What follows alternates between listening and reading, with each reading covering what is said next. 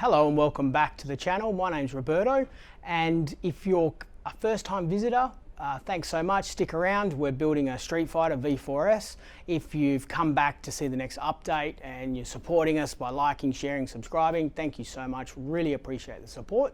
And yeah, let's hopefully enjoy this week's episode. So we're only days away now from getting the pipework back from CIC to be heat treated or ceramic coated to stop obviously the violent temperatures that we're going to see coming out of the V4 because there's no heat shielding whatsoever. Now, on that note, we were looking at the actual tank or the underneath of the tank where the two pipes go underneath for the rear section, and they're kind of very close to the tank, which may cause it to self-combust when operating the vehicle on open public roads. So in order to stop more memes hitting the internet and more people making fun of Ducatis for blowing up, and this time it wouldn't even be Ducati's fault, it'd be my fault, I thought I'd take a proactive sort of angle and try and do whatever we can to protect the fuel tank from the exhaust and from combusting. So we had a look on the net and we found a company called Cool Wraps. They're over in the east, and we purchased some thick silver heat protection and some thin gold for sort of smaller or thinner areas. So we're going to use some of this on the underneath of the tank. This is, you probably remember this from I think the second, third episode, this is the heat shield that you get with the Termi system, but again it's for the Panigale, not the Streetfighter. So the Streetfighter has, as we said, the different subframe, so the angle is kind of wrong and it's pretty far away from the tank, which is great for heat, but it's pretty much going to touch the two pipes running along here and cause obviously fire. So what I was thinking of doing is, I don't like reinventing the whole wheel, and if there's something that we can buy and use which will make the process simpler, then that's kind of the way I want to go. We used a company here in WA, they're all the way down south in Bunbury, called Hurdle Gear, and we purchased the EvoTech undertank guard. So they sell this guard which goes underneath the Streetfighter and the Panigale. They're totally different between the two because obviously different subframes, and this just stops rocks and chips and stuff like that from hitting the underneath of your tank. So I figured what I can do is I can use this and somehow sort of merge these together to create one barrier, and then use some of this protection film inside to help reduce the temp. So my idea is to sort of cut the sides of this off and then sort of like, yeah, sticky tape these two together. Not with sticky tape, obviously. I'm probably going to use little small bolts and special stuff just for those people that take everything so literally. So no, we're not going to sticky tape it. And then we're going to mount this to the subframe, giving us the clearance that we need, but then giving us extra protection from the heat, and it's all going to work and look amazing, and it's going to look like it was meant to be, and people are going to go, is that a kit for that bike? So that's my plan. So anyway, let's start taping up and cutting. Hopefully I come back with all my fingers. If I don't, then it might be a little bit longer for the rest of this episode to continue. All right, let's do it. All right, so we're back, minus a little bit of skin from cutting. I did have a bit of help cutting the sides from Mario Auto Italia, thank you so much. I did have to trim the end section because the Panigale to the Streetfighter is a little bit longer, so this was cupping over and it just wouldn't work. So we've trial fitted it, which I'll show you a bit of underneath of how it all fits. So everything matches up, it's all great. How much heat it's going to reduce and stop from melting everything, I don't know, but something is better than nothing. But the good thing is it fits like OEM. So we married the EvoTech guard with the Termigioni heat shielding, then used two little tiny screws. I also did put some of that gold film sandwiched in between, so it'll give it a bit more obviously resistance to the heat, which is cool. In between all this happening, what did happen, which was really cool, is we got the pipework back from CIC. So we'll do a little bit of a run through for you so you can have a good close-up look at it. So the headers have the heat, the 3 coatings of high temp ceramic black, which is meant to be the duck's nuts and meant to, you know, reduce so much temperature from the headers, because that's obviously where majority of the heat's going to collect straight away. Then it goes through to the double coat of the ceramic chrome type thing. We did this obviously because we didn't want it all black, because then it kind of hides it. I don't know how good it looks, but with the Termi titanium muffler and the N1, I think it'll be okay because it will dull down a little bit once it gets used. Either that or I'll just have to polish up the Termi cans if we have to. So we're going to be fitting this today, which is pretty cool.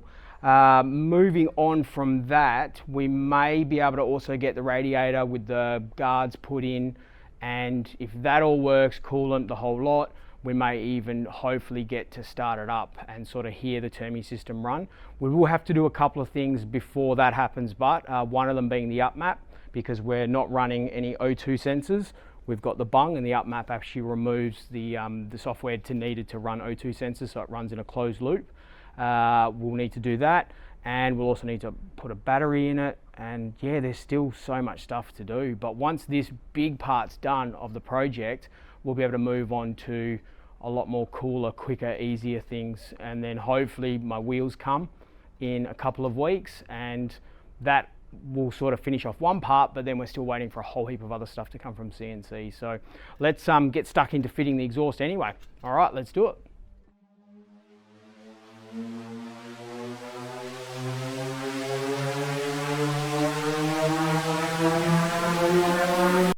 All right, so I've just mocked up the headers and loosely tightened them, as you can see, and I'm a little bit concerned now. Obviously, the closeness of, say, this plastic shroud, and I know it's got the heat reflectant, tape slash protection on there, but it's very, very close. So I think what I'm going to do is I'm going to quickly take them off and put some extra gold heat shielding inside there, just to protect it a little bit more.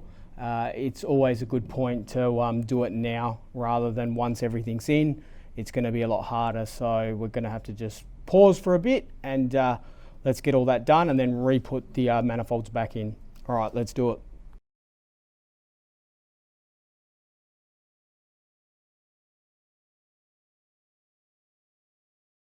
So I've spent the last 20 minutes in putting this gold reflective heat-proof fiberglass matting on.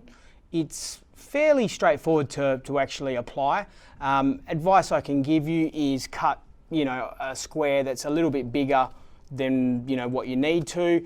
Start from the middle, so peel off the adhesive back, start from the middle, and then sort of squidgy your way out, so to speak, to get out as many air bubbles as you can. When you come to corners and things like that, just give it a cut with the scissors, so then it kind of overlaps each other, so it'll roll over. Pretty impressed with it. It doesn't look obviously the greatest, but in saying that, it doesn't look wrong either, and you're not going to see any of this once it's all bolted up and the side covers are put back on. So feeling a little bit better, so tonight I will sleep, and yeah, it'll be hopefully there doing what it's meant to be doing. So let's push on and start fitting this exhaust finally.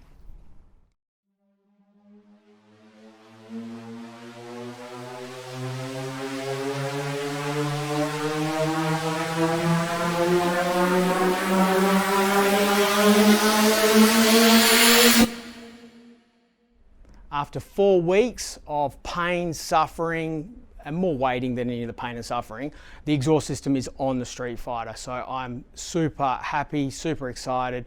Also glad to cross that off the list, because I was a little bit daunting and I was a bit worried about things lining up, but everything goes through really well. The instructions are really good, even though they are in Italian. You can always Google Translate if you can't read or understand Italian. One thing I would add, but is jump on the net and view the instructions on the net. They print it up, but it's all black and white photos, and you can't make heads or tails of what it is. So if you go on the Termi website, you can actually download in its full color, and you can obviously expand it and have a look and actually know exactly what they're talking about. Even if you don't understand Italian, you can still work out from the pictures kind of what they're talking about, if that makes sense. All right, so moving on now, we've done the exhaust. We've got 2 major jobs. Well, one sort of semi-major, one pain in the ass major.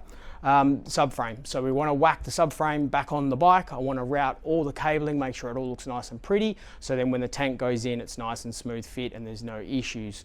From that, when we do jump onto the tank, I want to put a bit of extra heat shielding on the base of it. You won't see it anyway, but it's just going to give that little bit of extra protection.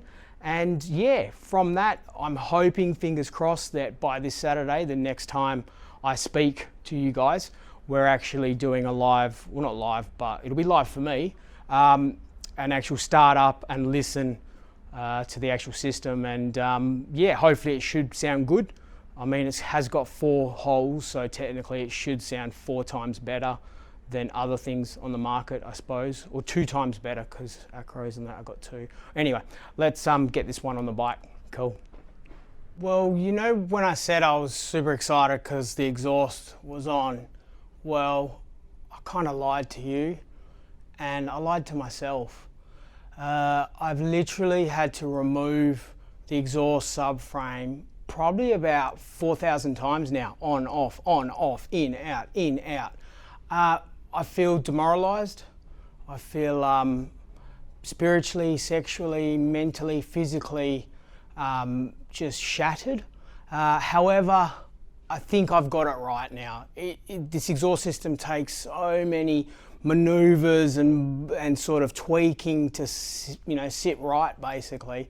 I'm just hoping that once we turn the key on in about 10 years time, it sounds so awesome that all this distress, worry and frustration is all gone. So that's, you know, that's the only thing I'm sort of hoping for down the end. So I'll show you a bit of the system now, pretty much bolted up. What I am going to do, but before we sort of move too far forward, is I figured while I'm at the end, you know, the tail section of the bike, I'm going to actually start fitting the license plate holder and the indicators. So it just, at least that's another thing off the list and we don't have to go back there again. Yeah, so let's have a bit of a quick look. I think it's right, as in clearances and things like that, but obviously time will tell when we start it up and we go for a few rides and we find that the rear tail looks like Ghost Rider going down the street, but it will just end with a big boom. But we'll see how we go. Anyway, let's have a quick look now, eh?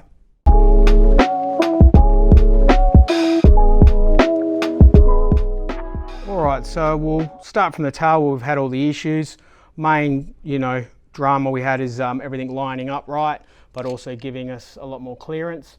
We've fitted up this side carbon heat shield, which I was a little bit about, but it actually doesn't look too bad. Had to use different spacers and bolts and things like that from what the kit came with, just so it all works. So that's pretty cool that it's all done now. Underneath we've got the exhaust system. The front exhaust headers were really easy to fit. There was no dramas whatsoever. It was mainly just the back, so the back section took a lot, and also trying to line it up and make it, you know, if you've got a bit of that eye where things have to be, you know, lined up and right, which, I mean, let's face it, who doesn't? But this is going to be, yeah, one of those, probably the toughest challenge you'll ever get to make it all, you know, line up and look straight. So all right, so let's carry on and let's get the license plate holder set up, so at least we don't have to worry about this anymore and I can yeah, move on, hopefully. All right, well, I lost, I would say, another 6 months to a year off my life fitting the tail / license plate holder. The only thing I can say is that you need to, like, forget about common sense and like anything you know, and just follow the instructions blindly from Termi. They obviously, they know what they're doing, they've been around forever, but their instructions are like, you're thinking, how the hell does this go together? And you try and jump 10 steps ahead and thinking you know better, but you don't. So everything you think you know, forget it and just do exactly what the instructions say and you'll be fine. So fitted up the license plate holder. It all goes together really well. You just have to fit it about 12 times to get it right. Again, and if you just read the instructions, it kind of all works. And then when I say read the instructions, I also mean very loosely. So just maybe, like, I don't know, have a few beers or a few whiskeys before you start and everything will just go so smoothly. The other thing that was a real sort of mission to fit were these side panels, which I think look really awesome and they keep a bit of the heat in, which is great. But I can hand on my heart say now, the exhaust system is fully fitted. Whether it works or not, God knows, but it's all fitted, all the clearances are good, all the heat shielding and protection is good. We've run out of that much time. It's not funny, so next week hopefully we'll get the radiator fitted up, and then hopefully more parts come from CNC and maybe the wheels, but I'm not holding my breath for those. They're probably still a couple of weeks away. Probably some Italians still thinking about pouring the aluminium or magnesium to make the wheel, and might send it maybe in a couple of months, so we'll see what happens. But it's been a real mission fitting this Termi system, but it does look cool when you stand back, so we'll do a bit of a walk around now for you to see. Thank you so much for watching. Also, if anyone can write in the comments anywhere where I can get some pharmaceutical drugs or anything that can just calm me down and let me have a good sleep this weekend, that'd be great. So Perth, Western Australia, just in the comments, just let me know what I can take to just chill out. I'm joking, so just making sure everyone knows I'm joking and I'm not a druggie. God, people are weird. So yeah, thanks so much for watching, and until next week, stay cool, and we will see you soon. All right, thanks, bye.